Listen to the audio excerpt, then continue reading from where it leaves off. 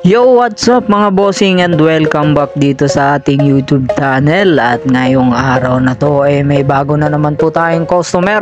Isang upuan po ng Sniper 155 po ang ating gagawin ngayon.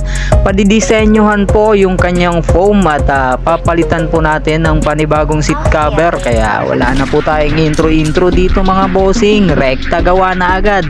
At dito nga mga bossing ay nagsimula na po tayong tabasan yung kanyang foam, no?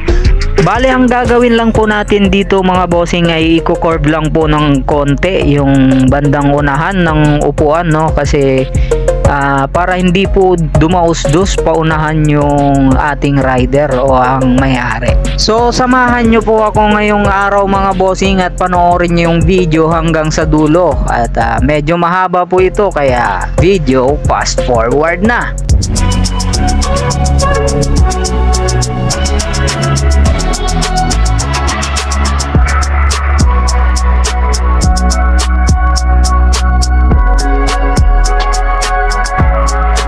At dito nga mga bossing ay tapos na po natin siyang tabasan, ano? So bale ang susunod po natin gagawin ay kukuskusin po natin ang lata ng sardinas para maalis po yung mga lubak-lubak at maging plain po yung kanyang foam mga bossing.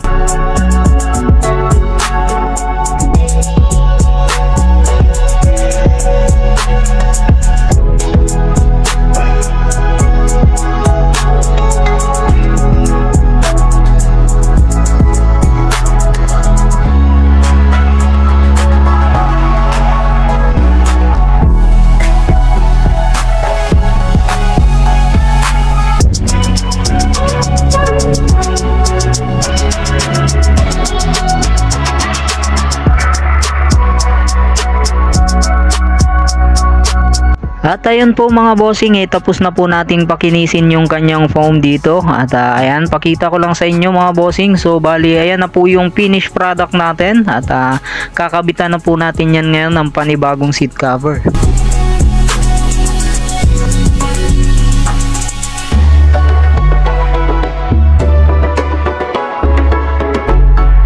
At dito nga po pala mga bossing, ang napiling seat cover ng may-ari ay isang Domino kulay blue at rubberized po ito mga bossing, katulad nung mga nauna po nating seat cover.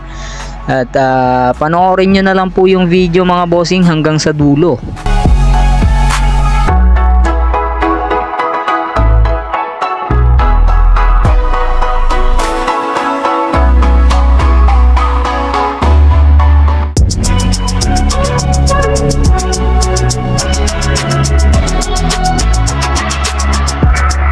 At dito nga po mga bossing tapos na po tayo sa ating pagkakabit. At ganun lang po ulit yung gagawin natin. Lalagyan lang po natin ng siding yung ilalim para malinis po tignan. At ayun mga bossing, maraming salamat po sa inyong panonood. At syempre kung bago ka pa lamang dito sa aking YouTube channel, please naman mag-subscribe ka at i-hit mo na rin yung notification bell para lagi kang updated sa aking mga bagong videos.